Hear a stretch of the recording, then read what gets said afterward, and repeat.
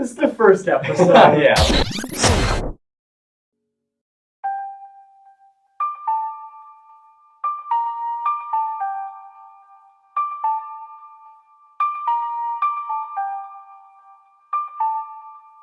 One time for the city. My city. Justice League. Bitch up on the land till I die. Till I die. On the east side till I die. Till I die. Bubbing that bone thugs till I die.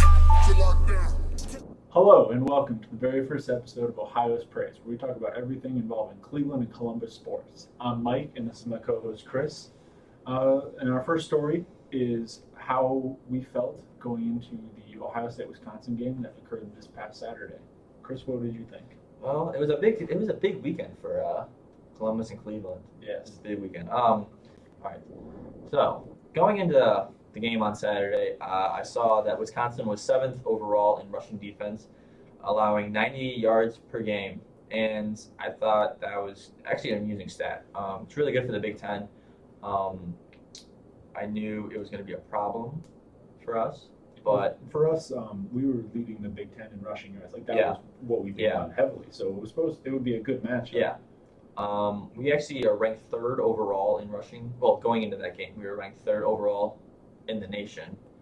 But their defense is actually quite outstanding. Their defensive line, CC, Dixon, Edwards. CC actually had 11 solo tackles by himself. So hats off to him. But Ohio State did put up 185 yards on them, so we had a good day. It was a good day in terms of people competing against Wisconsin's defense. Not necessarily a good day for us because we've. Oh no. I wouldn't call it a loss. I'd say obviously Ohio State came out on top, 30-27 in overtime, but the 185 rushing yards was definitely enough to push us over the edge. We had our struggles. It was evident. JT Barrett had 214 passing yards. 226 passing yards.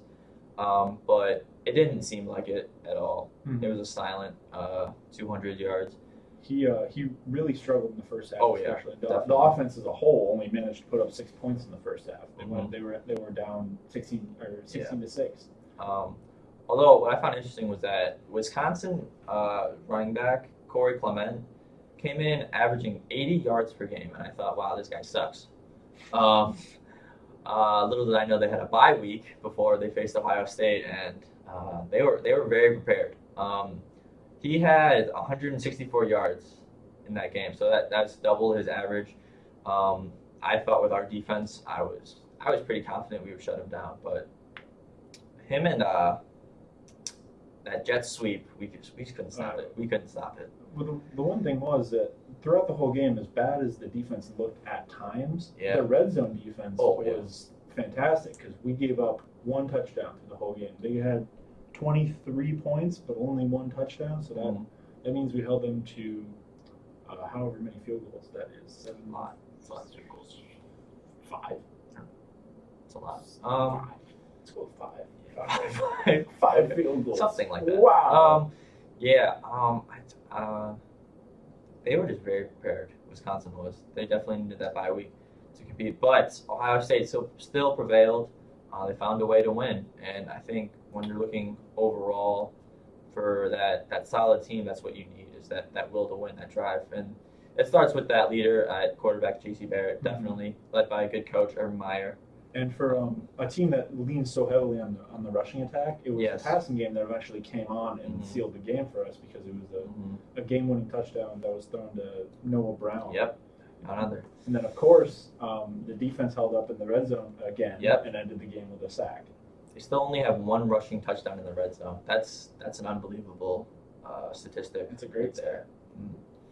And then an interesting thing that happened during the game was, I'm sure many of you saw it, was a ref was signaling as they do with his arm flailing about, and he accidentally slapped Urban Meyer in the face, which was a penalty on Ohio State because he impeded the ref. And Urban Meyer was quoted as saying that they should get rid of that rule because it was kind of ridiculous, in his opinion, that it happened. What do you think? Well, we talked about it earlier before, and I thought that when they called the penalty or they called the warning, I thought Ohio State was on the field like they were in play, but that wasn't the case. Urmaier was just in the way, and I was like, oh, that's stupid, right? Because he's just there. But you said, what did you say about it? Well, the way it is supposed to work is the white border around the field is supposed to be just for the ref. Like that. Oftentimes the coach is there because they're like getting people on and off the field. They're calling plays. They're doing their thing. And for the most part, it's allowed. But if they impede the ref in any way, then it would be a penalty. So like coming into contact with a ref, even if something as trivial as that, that would be an issue. Like that would warrant a penalty, which it did.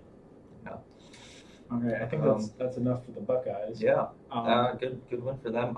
They play Penn State at 8:00 at Happy Valley. Happy Valley? Yeah, coming up this Saturday. Whiteout. Should be a good game. Happy Valley's always fun. Yeah. You remember that game 2 years ago, 2014?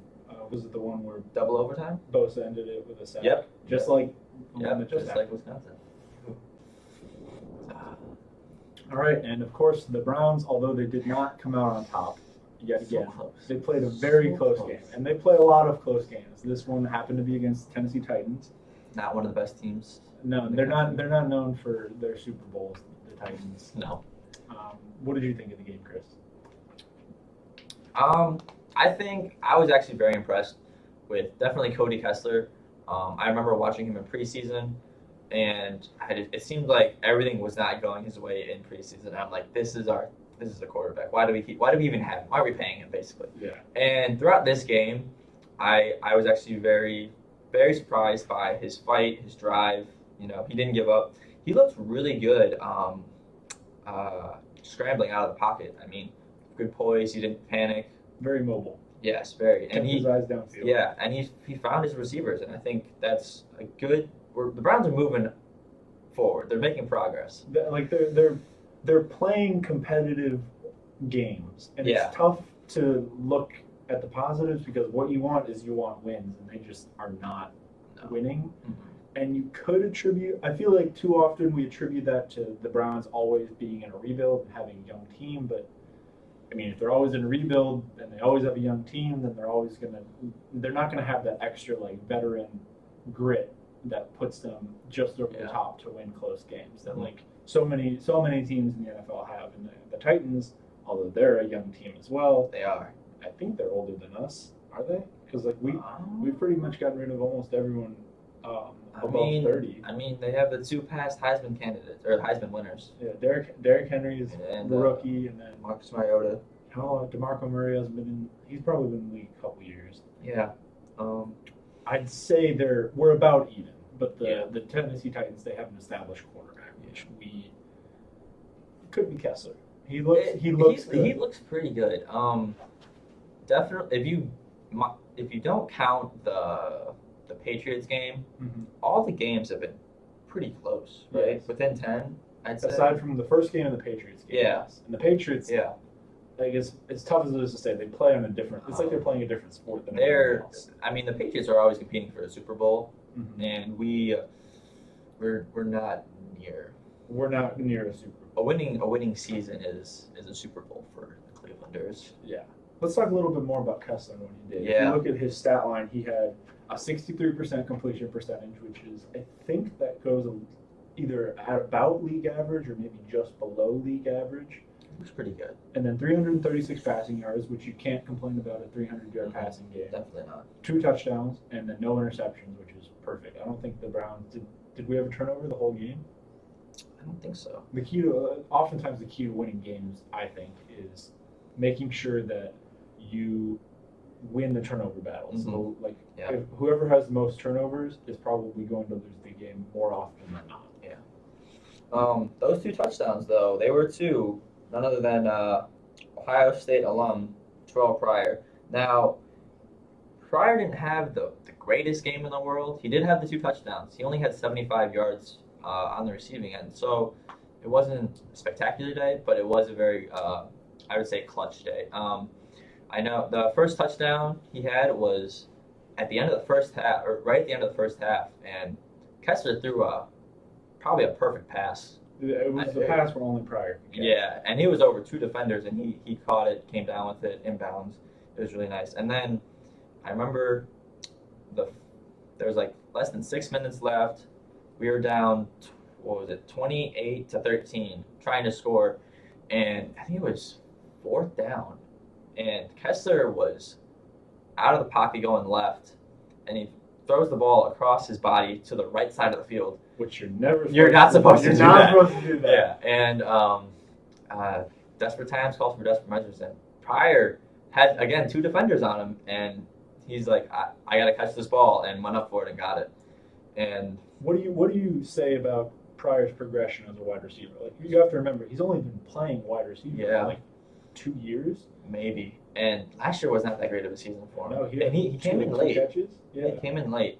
We had him at the beginning of the year, and then we released him, and then later in the year we brought him back on. I think the most important thing about Pryor is that he is so motivated to make this team do well. Like, he wants to do everything he can to propel this team forward. Whatever it is, whether it's playing quarterback, which he does, whether it's playing wide receiver, which he's our best one. He's played a couple snaps at safety. Yeah. And then one more thing. Running back, maybe? He could rushes, definitely do it. He rushes the He ball. could do it. He'd do it if he had to. That's the kind of guy Terrell Pryor is. And then we have here that you had some questions the about clock management. Near the end of the game. Yeah. We were down 2 scores, less than 6 minutes, and the Browns seemed very slow to the line. Like, they weren't in that we got to score. They were like taking their time. A lot of time was wasted on that. I remember after the first touchdown to get them, it was 28-19, and there was less than 2 minutes. So it took 4 minutes for them to get that first initial touchdown, and that just doesn't add up. And then they went for that 2-point conversion on the first touchdown, which is very interesting. That brought a lot of questions to the coaching staff. I mean, I can understand why Hugh Jackson went for it to try and win the game instead of going into overtime, but it's a tough call as a coach. I mean, if he succeeds, it's great. Mathematically, it should get you the same result. Yeah. It's just about timing when it occurred and whether or not that was the best decision. However, we did not get the 2-point conversion on the initial one. Yes. So we had 2 minutes to get another 2 scores initially. Yes. And if it took us 4 minutes to get the first touchdown, it wasn't looking good for the second one. However, we did score that second touchdown. We did. But then that left us with like 27 seconds left on the clock. And then we didn't even if you don't get the onside kick, then we missed that. You're pretty much out. So, what do you have to say about the way the team ran in like a 2-minute situation like that? You said that they did not seem like they were in a hurry, like they were slow to the line. Yeah. Who does that fall on? I'm not really sure. It didn't seem like Kessler was scrambling to the line, like, get there, we got to run a play, not even spiking the ball. I don't know. If maybe Hugh Jackson didn't want that. I'm not sure. But I don't know why you wouldn't want more time. It could have been he didn't want to feel under pressure, feel rushed. You know, you should in that short amount of time. I'm not sure. Do you have any thoughts on that? I'd have to say that it would be the coach's call to run the game a certain way. Like, if he wants them to be in a hurry and run a fast-paced, no-huddle type offense, and they're not doing that, then that falls on Cody as a quarterback. My bet, since something has not come out that has said otherwise, would be that's the way it unfolded was how he wanted it to unfold. And that would be that they take some time off the clock because they don't want Tennessee to have enough time to get the ball back. And then, like, okay, we're going to go for basically he said we're going to go for the win when they went for 2-point conversion. Because if we had a 2-point conversion, that puts us 7 points down, right? Yeah. And should we score another touchdown, we could either tie the game or go for another 2-point conversion, which would put us in the lead. So I think that was his idea, was that we would take the lead after going for 2 twice. Yeah. And then that would leave Tennessee with no time to get the ball back and run an offense down and score. Yeah. I think in long term, that was his plan, but not getting the second 2-point conversion, or the first 2-point conversion, Yeah. it made it look Maybe. like he didn't know what he was doing. He also might have not been comfortable with trying to run that no huddle offense. Mm-hmm. Might not have been his. Well, the Browns really haven't needed it, Yeah. really. So, I don't know. Okay. Yeah. Who do the Browns play this weekend? I'm pretty sure it's a division game against the Bengals, which will Oh, be only the second division game of the year. Yeah. So we're down one in the division, which, if you think about it in terms of playoffs, can't complain about that. I don't think playoffs is the goal right now. No. I'm just saying. If you want to look good in the division, that's what matters. That is true. Division doesn't matter. All right, so let's move on to the big story. Cleveland Indians, of course. Man, it was a crazy weekend. It's been wonderful. It really has. Yeah. Of course, the Indians, as you've already probably saw, have swept their way through the ALDS against the Boston Red Sox. And then they just clinched a World Series berth last night by beating the Orioles, not the Orioles, the other bird. Blue Jays. The Blue Jays, not the Orioles. Yeah. I'm gonna let you take over. Yeah. We haven't been in the playoffs since 2007. I remember that. We were playing Boston, actually, at the time, and we lost. It was heartbreak. We haven't been to the World Series since 1997. To put that in perspective, that was when Mike was born that year. My dad was begging my mom, like one of his friends had tickets, and he was begging my mom, like either it was just after, just before I was born. He's like, please let me go to this game. Yeah.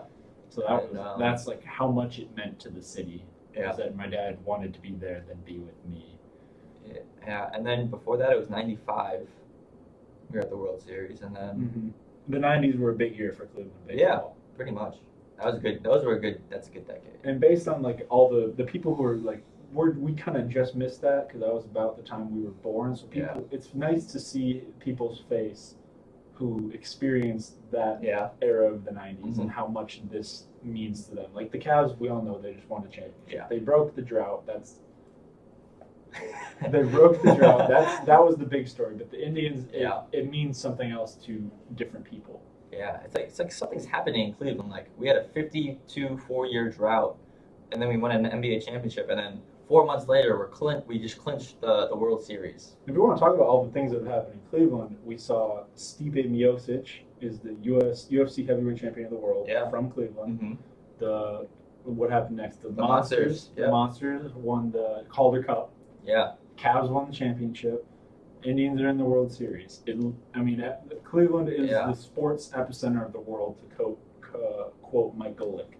Sadly enough, to balance out our sports, we have the Browns. Browns can still go 10-6. That'd be a lot to ask. I'm not saying that would make me happy. That's the only thing that would make me happy because I'm very happy. Clearly.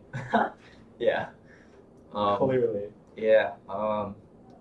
The Indians against the Blue Jays, not a lot of faults. They looked pretty solid. Again, I obviously except the fourth game. They let up 5 runs. Yeah, so. that was. I think you could attribute that. We won the game where Bauer had to leave with his drone injury. Yeah, no, that was the third game. The fourth game was when Kluber came in and he was on short rest. Yeah. So that could have been something. That could be attributed to it.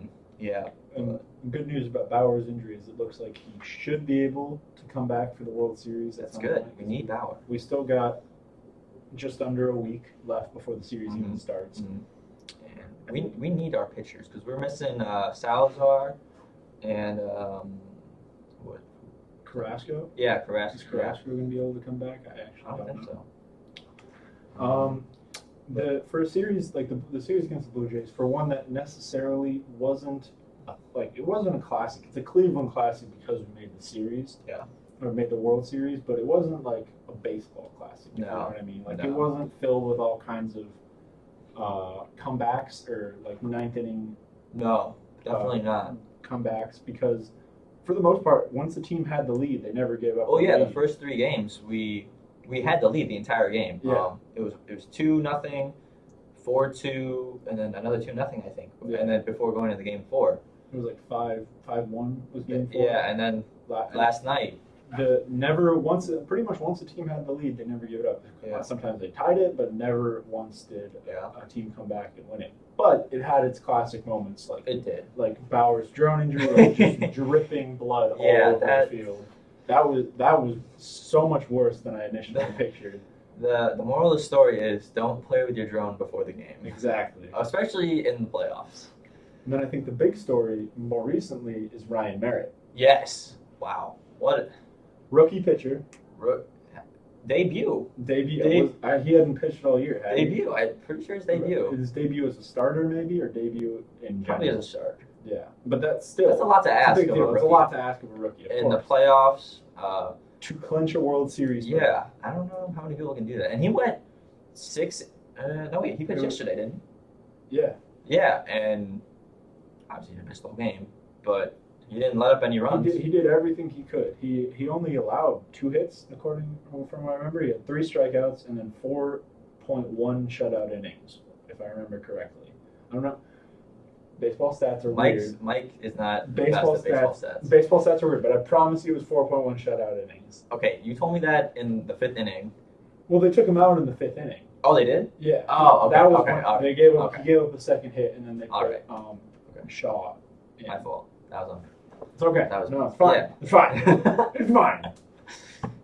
Yeah. But that was the leading up to the game. Bautista, however you pronounce the dude's name. He gets into fights. He was picking some fights. He was picking at the rookie, and he really showed his stuff out there. And that for a team that has so many injured starters like Salazar, Carrasco, Brantley's been out pretty much all year. Yeah. Bauer with his injury, really coming in and doing what he needed to do to propel the team forward. That was pretty incredible to see. I remember as soon as we clinched the playoffs, I saw an article, something like Indians have no chance of winning the World Series, and then I clicked on it and I was like, what is this about? And it was something like, oh, they're missing all their best pitchers except Kluber and whatnot. Mm-hmm. And to think of all the adversity the Indians have faced this year with injuries, it's kind of amazing of what they've done so far. Oh, yeah. That they've lost 1 game out of 10 games. In the playoffs? 8. My bad. 8. I don't know where that came from. 8. Still, 1 game. I think the biggest part about it is, as much as the veterans are doing for the team, like Kipnis and Santana, and Napoli, of course, mm-hmm.